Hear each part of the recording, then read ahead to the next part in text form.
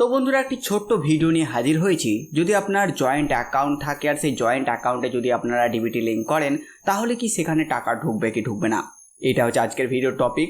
এটা শুধু অন্নপূর্ণা ভান্ডারের জন্যই নয়, অনেকেই প্রশ্ন করেছে তাদের বয়স্ক ভাতা বা অন্যান্য টপিকের ব্যাপারে, যেগুলো যদি ডিবিটি লিঙ্কের মাধ্যমে টাকা পাঠায় আর যদি তাদের জয়েন্ট অ্যাকাউন্ট থাকে, সেটা যে কোনো প্রকল্পই হতে পারে, সেই ক্ষেত্রে টাকা ঢোকার নিয়মটা কীরকম, ডিবিটি লিঙ্ক থাকলে টাকা ঢুকবে কি ঢুকবে না জয়েন্ট অ্যাকাউন্টের ক্ষেত্রে।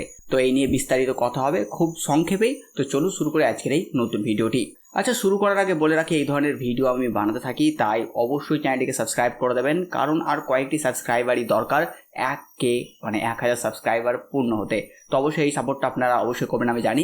তো সে যাই হোক, এবার কথা বলে নেবো জয়েন্ট অ্যাকাউন্টের ব্যাপারে। তো প্রথমত জয়েন্ট অ্যাকাউন্ট যদি আপনি ডিবিটি লিঙ্ক করেন, তো সেই ক্ষেত্রে যাওয়ার আগে প্রথমত জানতে হবে জয়েন্ট অ্যাকাউন্ট জিনিসটা কি। তো জয়েন্ট অ্যাকাউন্ট মানে তো আমরা সবাই জানি যে জয়েন্ট অ্যাকাউন্ট হচ্ছে একটা ব্যাঙ্ক অ্যাকাউন্ট, একটাই নাম্বার, কিন্তু তার ওনার হচ্ছে দুজনেরই সেম অ্যাকাউন্ট হচ্ছে জয়েন্ট অ্যাকাউন্ট। এখানে স্বামী স্ত্রী হতে পারে, বাবা ছেলে হতে পারে, বাবা মেয়ে হতে পারে, মা ছেলে হতে পারে, যে কোনোভাবেই জয়েন্ট অ্যাকাউন্ট যদি হয়। নর্মালি কি হয়, একটা মানুষের একটা ব্যাঙ্ক অ্যাকাউন্ট হয়। ধরুন একটা ব্যাঙ্ক অ্যাকাউন্টের নাম্বার হচ্ছে 1 2 3, তো সেটা হচ্ছে একটা এ নামের একটা মানুষের। কিন্তু যদি এ ও বি এই দুইজনের একই ব্যাঙ্ক অ্যাকাউন্ট থাকে, মানে 1 2 3 এই যে ব্যাঙ্ক অ্যাকাউন্ট, এটা হচ্ছে দুইজনের, এরও বিরও, তো সেই ক্ষেত্রে এটা হচ্ছে জয়েন্ট অ্যাকাউন্ট। তো এই ক্ষেত্রে যদি ডিবিটি লিঙ্ক হয় তাহলে কি অন্নপূর্ণা ভান্ডারের টাকা বা অন্যান্য টাকা কি সেই অ্যাকাউন্টে ঢুকবে, এটা নিয়ে অনেকেই চিন্তিত। তো প্রথমেই বলে রাখি, আপনার যেই অ্যাকাউন্টটি থাক না কেন, যদি ডিবিটি লিঙ্ক ঠিকভাবে থাকে তো সেখানে টাকা ঢুকবে।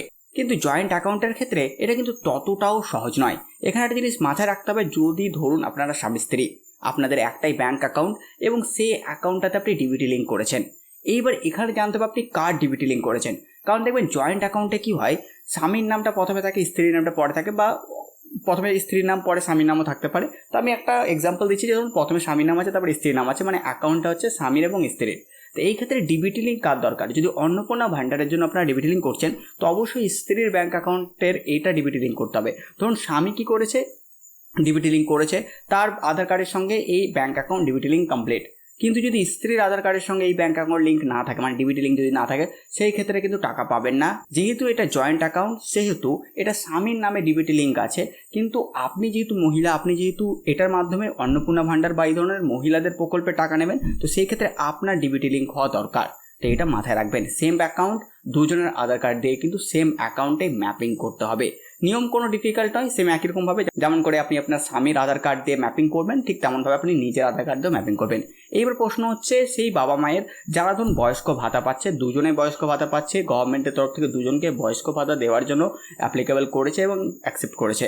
তো সেই ক্ষেত্রে তাদের জয়েন্ট অ্যাকাউন্ট হলে কি একজনের টাকা ঢুকবে নাকি দুজনের টাকা ঢুকবে? তো এখানেও সেই একই জিনিসই অ্যাপ্লাই হয়। এখানে দেখতে হবে যে আপনার ডিবিটি লিঙ্ক কার সঙ্গে আছে। যদি আধার কার্ড যেহেতু দুজনের আলাদা আলাদা হবে, কারণ স্বামী স্ত্রী যে বাবা মা আছে যাদের বয়স্ক ভাতা ঢুকবে, তাদের দুজনের তো আধার কার্ড আলাদা, কিন্তু ব্যাঙ্ক অ্যাকাউন্ট সেম।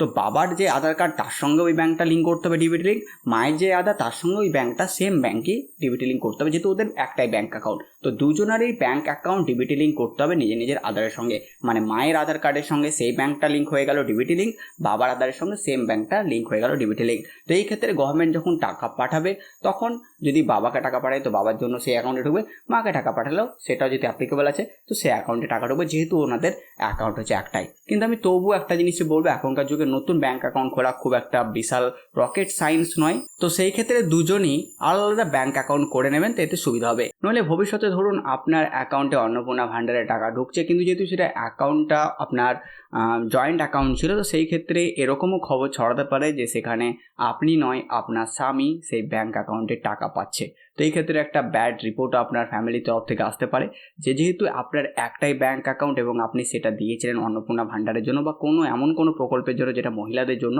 কিন্তু রিপোর্টে যখন ওরা সেই অ্যাকাউন্ট নাম্বারটা দেখবে, অ্যাকাউন্টে কিন্তু আপনার নামটার আগে আপনার স্বামীর নামটা দেখাবে, যেহেতু আমার যতটা মনে হয় জয়েন্ট অ্যাকাউন্টে স্বামীদের নামটাই প্রথমে থাকে। হ্যাঁ, অনেক জায়গায় মহিলাদের নামটা থাকে, কিন্তু ম্যাক্সিমাম জায়গায় স্বামীদের নামটাই প্রথমে থাকে। তো সেই ক্ষেত্রে আপনি পাচ্ছেন অন্নপূর্ণা ভান্ডারের টাকা, কিন্তু ওদের কাছে লোড থাকবে যে আপনার স্বামী পাচ্ছে। তো সেই ক্ষেত্রে একটা ব্যাড রিপোর্ট আসতে পারে, যেটা পরের চিন্তা। কিন্তু তার আগে আমি যেই সমস্ত জিনিসগুলো সেটা আপনাদের বলে দিলাম। তো আশা করি আপনাদের এই ভিডিওটা থেকে কিছু নতুন কিছু জানতে পেরেছেন। তো বাস এই ভিডিওতে সাথে আপনারা কমেন্ট করে জানার ভিডিও আপনাদের কেমন লাগলো। তো আমরা একটা নতুন ভিডিও নিয়ে, ততক্ষণের জন্য গুড বাই।